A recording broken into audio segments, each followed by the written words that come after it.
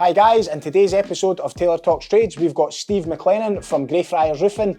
He's taken us a trip down memory lane, all the way back to the start of his apprenticeship, and now fast forwarding up to his retirement and how he's handed the business over to his son. I hope you enjoy. Well, welcome on, Steve. And I'll start where I always start. How did you get into the trades? Well, thank you, Jamie, for inviting me along this morning. And my route into being a tradesman was my father played indoor bowls, and on one of the rinks he got chatting with this other gentleman, and he was the boss of D. Blake & Co. Ah, right. So my father asked if they were looking for apprentices. They were looking for apprentices. So we got in touch, got sent for a wee test, then had an interview, and I left Portobello High School 1978, and 4 days later I was an apprentice plumber. So that's kind of simple as one job I applied for and was in. So that's kind of how I got going. And how did the apprenticeship go back then? Is it similar to now? Is it different? What was the... Well, I think it's similar to now. Certainly that was a big plumbing shop. D. Blake & Co. They had been going for 101 years just at that time. Wow. And there was 30 or 40 tradesmen. So, yeah.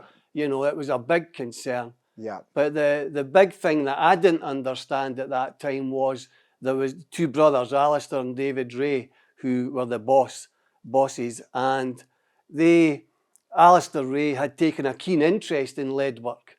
And he was starting a programme of 4, 6, 8 apprentices a year. Wow. To manage the amount of work that was coming in. And he could see that Scotland was requiring people who would learn about lead work and get through all these large projects. So unbeknown to me, my future in lead work was getting mapped out. We were, as much as it was a plumber's shop, there was a whole lot of us just doing a whole lot of lead work. Yep. And did you feel that was... So did you go kind of straight into the lead side, or were you doing other bits of plumbing first, or did you... No, I think for our first year you were doing a variety of wherever a body was required, an apprentice was required. We were doing a lot of cast iron, we were doing large hospital renovations, wards in the Royal Infirmary. So certainly the first year it wasn't so much a lot about lead work as a whole variety. Different projects. And when you go into the lead work side of it, then what was the... How was the guys patient with you and stuff? Because I know it's no as when we look at roofing and you maybe look at maybe like roof tiling and sometimes even roof slating to a point. It's like lead work. It's its own animal, isn't it? It's its own trade in itself. So yeah. So I think when after a year or two there was a lot of senior tradesmen around and a lot of projects, and a lot of the projects or the jobs we had, you were working away from home. One of the first ones I always remember was Drumlanrig Castle, and you would go on a Monday morning and you'd come back on a Friday night. You would stay in a cottage all week and you would work on this castle, and there was a bit of shenanigans in between with all the tradesmen and picking, you were young and naive and they would have their fun with you and not a cruel way, but a fun way. Just sending you for things that didn't exist and all that, the long stands and all that. Go and get that tartan paint, we need it for this and for such things. So that was fantastic to work with all these tradesmen on these projects. And that's how we got going with that. And there was a good bit of fun. Obviously, you're staying away all week. It was different. And latterly, they found that you'd go away for projects and you stay away for 2 weeks at a time.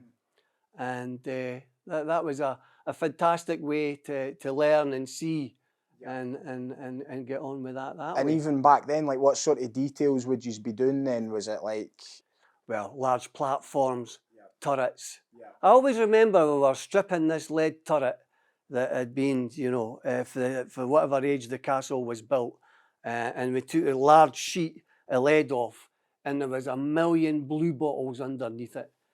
That's where they went to hide these blue bottles, and that was always one of these things. It was just amazing when you took this bit of lead off and seen these.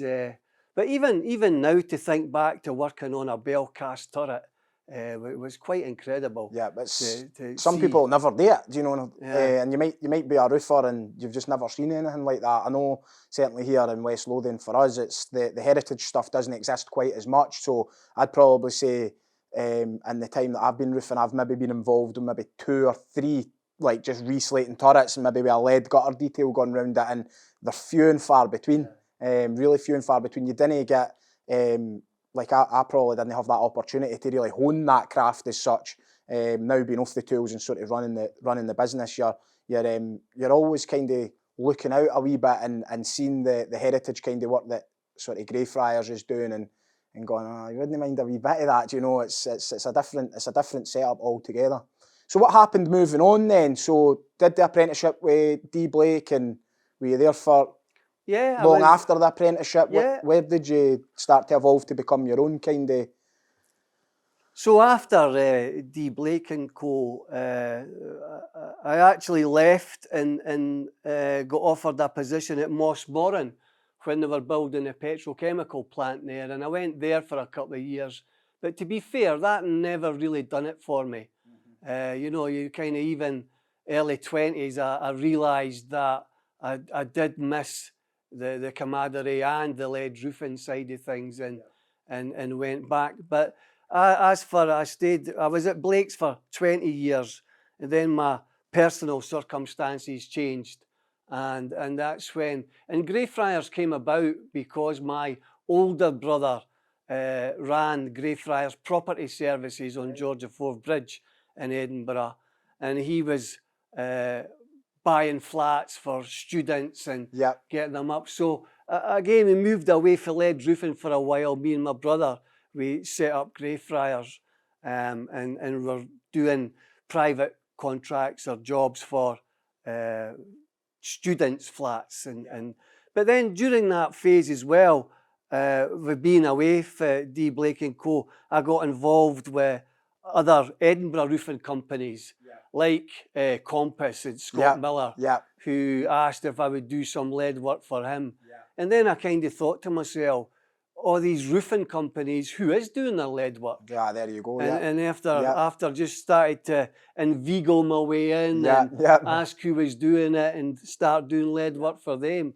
And really then you meet some architects who then you realise you were from D Blake and Co, and then we started taking on apprentices, and it really just built and ran for there on. And I suppose we started Greyfriars in 1998, and from 2000 really was when Greyfriars was starting to bring on apprentices. We had 5 tradesmen, 3 apprentices, and just build for there until maybe just before the crash round about 2008. There was 15 of us just doing lead work, and really couldn't cope at that time with the demand there. Yeah, so it was crazy times leading up to the financial crash when you were in business. It was that busy that you were wondering how can this continue, and then of course it didn't continue. And one of the probably saddest days of my business life was maybe January 2008, when things, maybe if it was January, really quite bad. You know, Britain was in quite a bad way financially at that time, was to sit down. There was absolutely no work. The work just completely dried up. Everyone just tightened their belt. There was nothing. I had 15 guys and nowhere to go. And unfortunately, you just had to make that decision that for Greyfriars to continue, you had to let these guys go. Yeah, so and they'd have been good guys that you got down to trained up. You went from 15 down to maybe 4 or 5. Ended up with more vans than I had guys at that time. And really, even now when I think back to that, that was just a bit of a blur, how you went from 2008 to maybe 2010, when it was really quite incredible what a state we were in. And nobody teaches you that stuff, how to navigate that kind of scenario. And it No. feels like we're almost into them waters a wee bit again now, but... Yeah, I think now, given my age, you look back and think every 10, 12 years, something will be coming along, whether it'll be a bit of a recession or a bit of something happening, and it's all part of maybe that business experience, navigating through that. Yep, and then now, as you were saying, your son's took over Greyfriars, so you'll be in his ear being able to advise him on all the stuff that's happening in the economy now. And what's your advice there then on the... I would just be saying to anyone, anybody else watching or listening to the episode, what would you be saying? Well, I think from 2015, we expanded to maybe 20, 25 guys, and things were flying, and then along came the pandemic. And after the pandemic, things changed a bit. So I would think it's all right shooting for the moon, but something's going to come along that's going to halt your progress. Or so it's maybe just,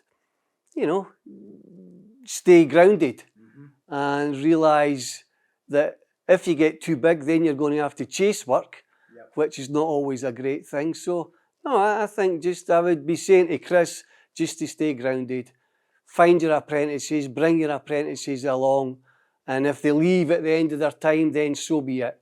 That's how these things go. They can always come back. So, just... patience and maybe seeing the longer term vision as well, because I'm pretty sure when you were in that January 2008, when you were saying it was sounds like a bit of a dark cloud, to be honest, coming over you and everybody at that time, but it would have been easy to maybe just shut the doors and give up, but you trimmed the team back, you kept it, and you kept it moving, and then to get back up to 20, 25 guys again, only like a few years later, is credit to you, so... Yeah, but I think for many years in business, all I was looking for was to stay in business. So I did manage to, when I met my second wife, we went to Thailand on honeymoon. So every December we'd end up going back to Thailand if we could. So for me, my business of just getting back to Thailand, keeping things going, getting back to Thailand, coming back to Thailand and going again was pretty much how... And, even 5, 6, 7 years ago, you were still feeling that was the way of things. Just how's this year going to go? And then you get through that year. And I never really think it changes that much for how's this year going to go. And just I think similar. It's like I always think it almost like a football league table, with things. It's like... certainly with the work that we do, it's no massive long-term contracts, so you've always got a couple of months ahead of you, like forward order book, but it's all short and sharp stuff that we do. So when every sort of 1st April comes round again and we're starting again, I'm like, we've got 0 points on the table again. You're like, this is like a football pre-season, and it's like, right, we need to gear up to go again and deliver this again and just try and make it, up your sales, but make your quality good, and all the wee bits in between. There's just constant improvements. But like you said, you maybe just can't take it for granted. You've got to stay grounded and know that there is going to be bumps in the road. If you look at that 2008 and then the pandemic there, and now it's looking like a recession, it's got to become the norm that you're just going to need to adapt. And even in between all these years working, the tradesmen that were with you, some would leave. You were constantly, my son and a couple of other boys left and went to Australia and done some lead work out there. There's all these heritage buildings in Australia that are, 110, 50 years old now, requiring the lead work to be done again. There was an opportunity for them to go out there. Wow. And you were constantly building teams.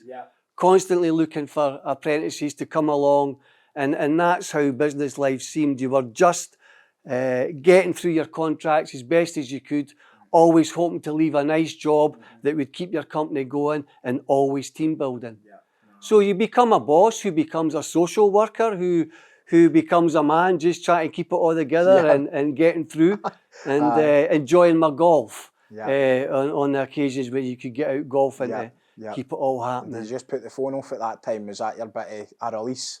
Yeah, yeah. Golf was one of the things that were really something that you could allow yourself to not think about your business, because it really does consume your whole life.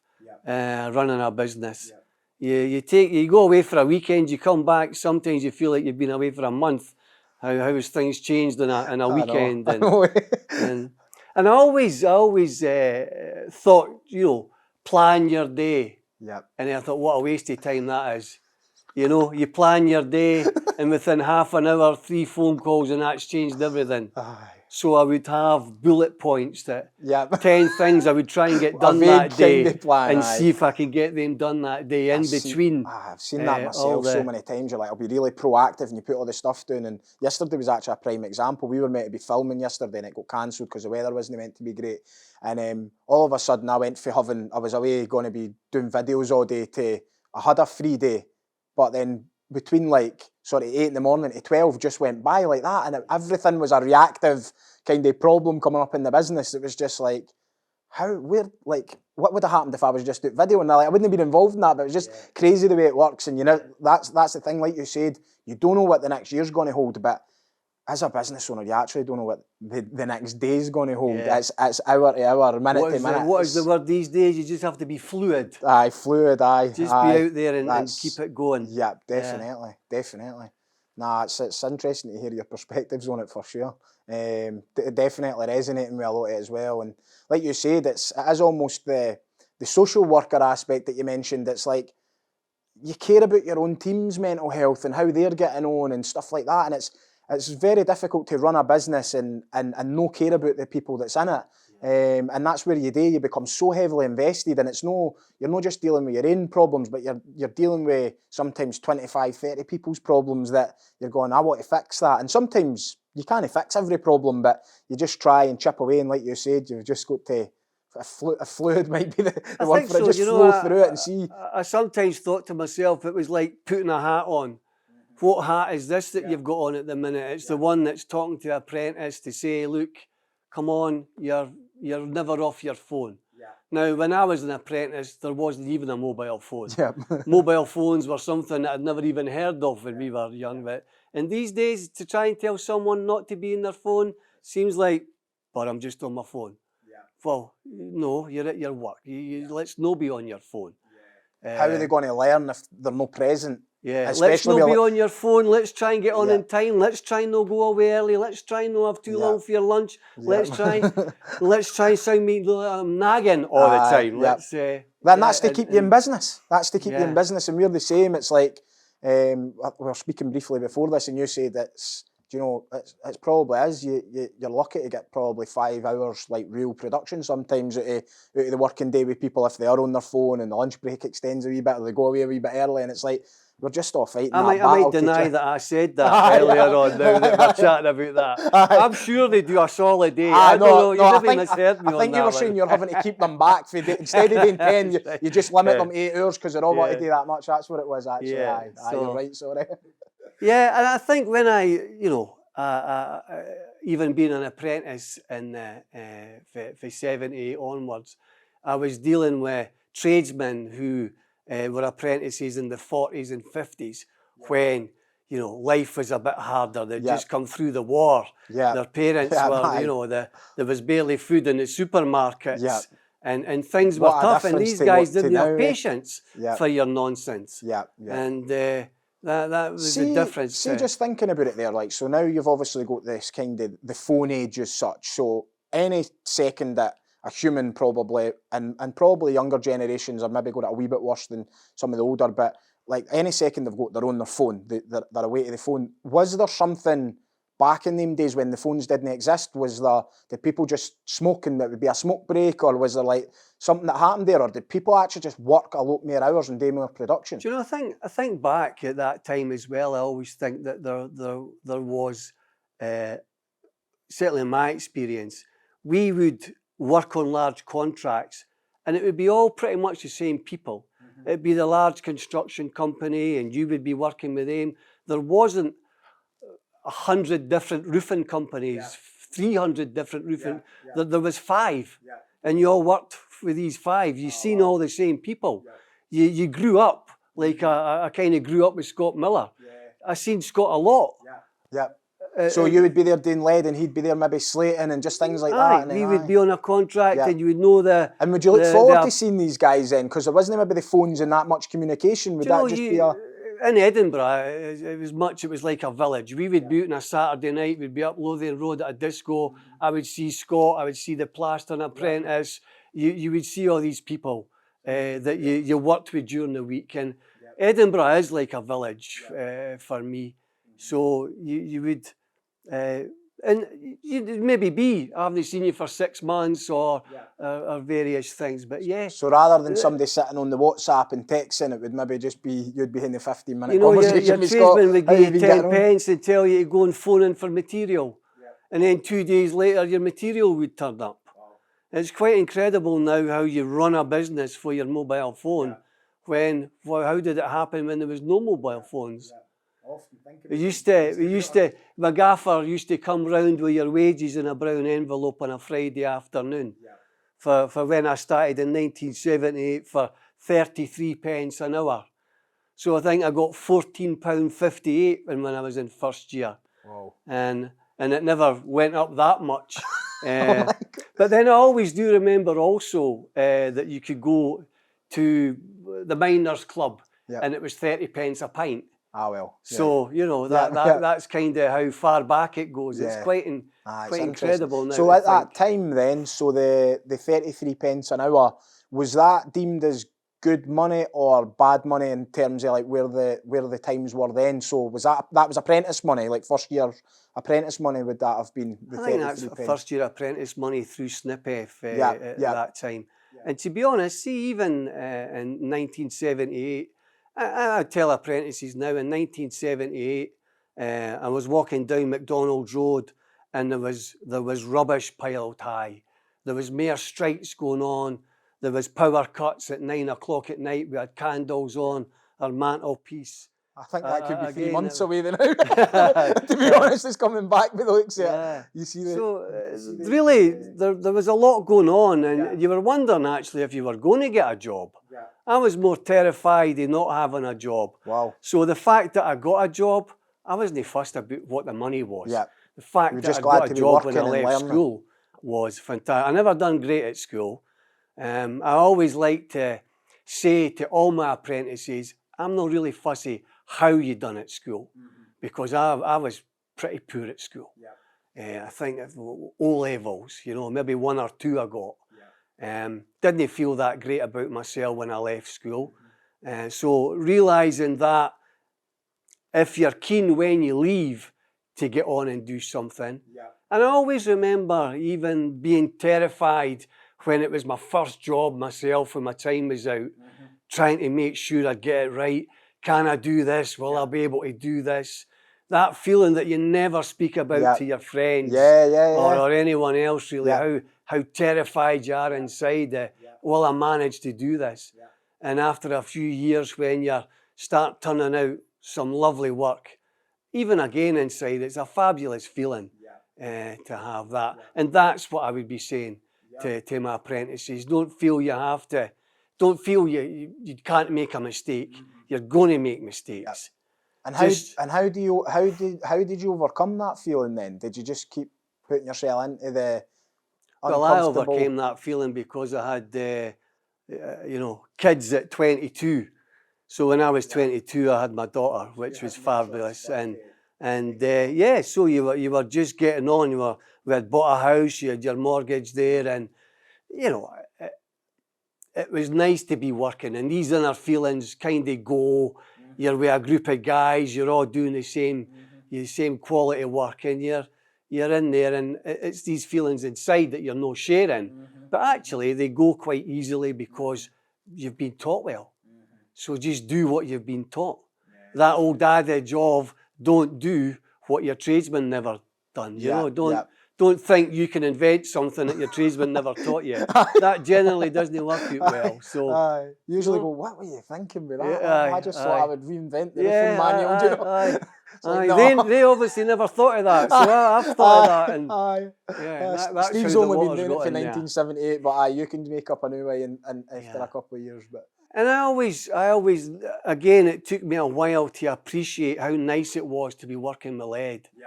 You know, I always think lead comes rolled up like in a carpet.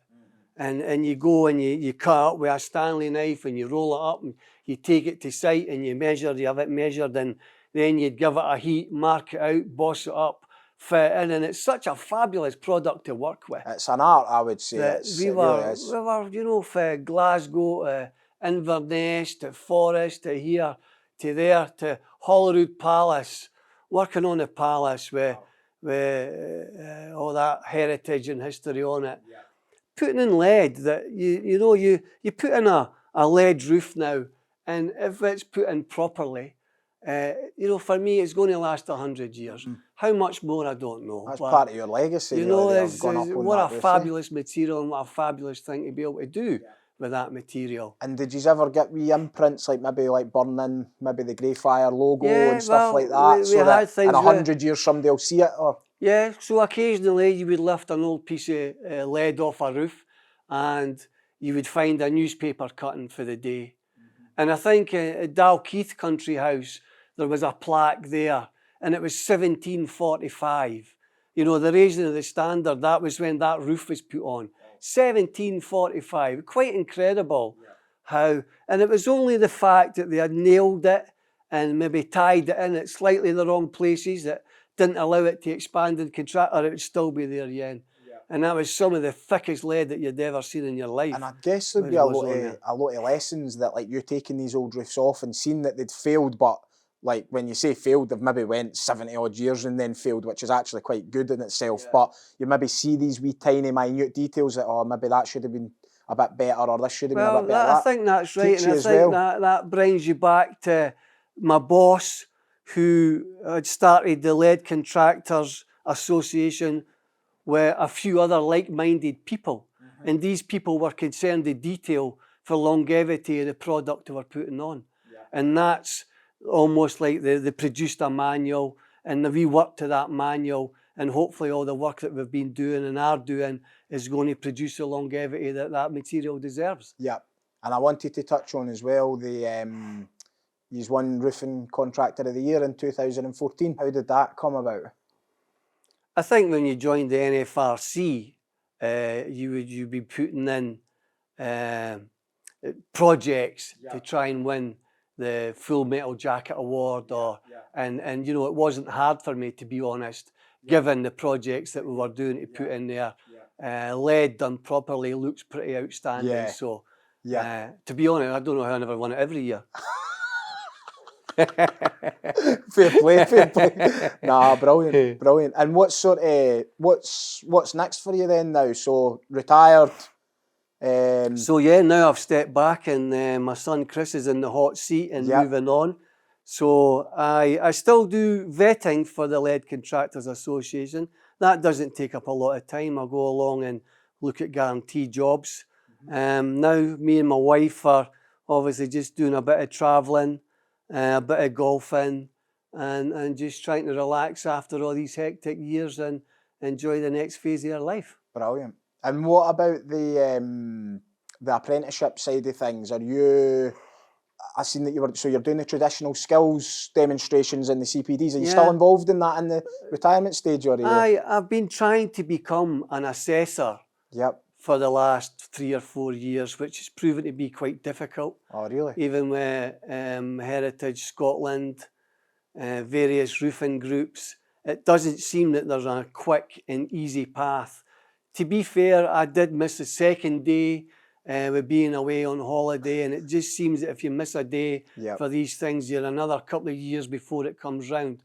So I'm trying to become an assessor, so that I can assess the apprentices out there to get their NVQ2s, to get their cards, to get moving on. But anything I can do in the background to get apprentices out there back into the industry, and especially lead work. And knowing that they're doing it right as well. Do you know, you want to have that peace of mind that it's a beautiful art and it needs to be done right. It's no, lead work is horrific if it's not done right, do you know, and you maybe sometimes see guys maybe wanting to get things done fast and hitting bits of lead with a hammer and stuff, and that's just no on. So it's an education and making sure that they treat the material the way it's I think now when I look back, I'm very proud of the fact that we had 22, 23 apprentices coming through. They've grown up now, they've moved away, started their own wee companies, self-employed, as the way things are now. And it's nice to have brought these people through. Like myself, who was terrified would I ever manage in the big world, to have got there and to give these people that opportunity again has been a great thing to be able to do. Yeah, brilliant. And just one last question before we finish up. So how big is the lead market in Scotland then? So is it more than what the sort of to the untrained mind would think, or is it less? Is it? No, I would think it's quite a niche market even still, compared to, if you look how many joiners are out there, how many electricians are out there, even how many heating engineers and plumbers are out there, then they're still fairly niche market. So everyone's looking for more tradesmen, but it really is quite a niche market.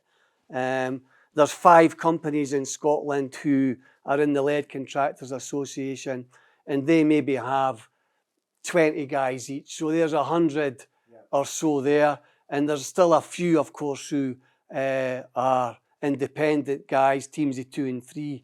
But given that number, 150, 200 guys is not a lot compared to how many slaters, joiners, electricians are out there. So. Well, if anybody out there wants to be a lead worker and you're watching this, hopefully you can get involved in it, because the industry needs you. No, that was amazing, Steve. Real pleasure to have you on.